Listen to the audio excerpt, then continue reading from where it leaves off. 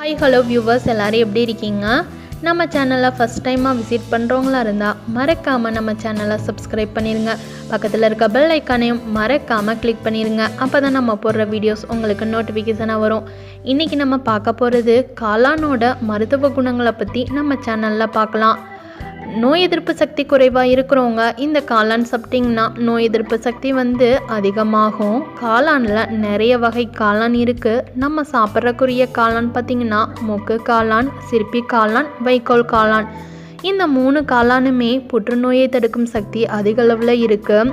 உடலில் கெட்ட கொழுப்பை கரைக்கும், மாரடைப்பு வராமல் பார்த்துக்கும், உயர் இரத்த அழுத்தம் உருவாகுவது தடுக்கும், இரத்தத்தில் கலந்திருக்க அதிகப்படியான கொழுப்பை கரைக்கும், குறைந்த இரத்த அழுத்தம் ஏற்படுவது தடுக்கும், இரத்தத்தை சுத்தப்படுத்தும், இதயத்தை பாதுகாக்கக்கூடிய தன்மையும் இந்த காளானுக்கு இருக்குது. காளானில் தாமிர சக்தி அதிக அளவில் இருக்கிறனால இந்த தாமிர சக்தி இரத்த நாளங்களில் ஏற்படுற பாதிப்புகளை சரி பண்ணும்.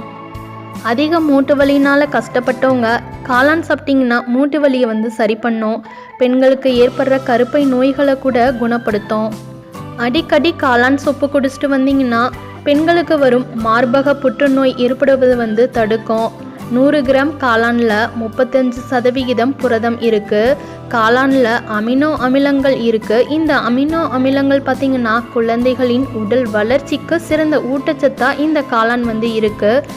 மலச்சிக்கலை சரி பண்ணும். கடுமையான காய்ச்சல்னால உடம்பு இளைச்சவங்க காளான் சூப்பு குடிச்சிட்டு வந்தீங்கன்னா உடல் எடை கூடும்.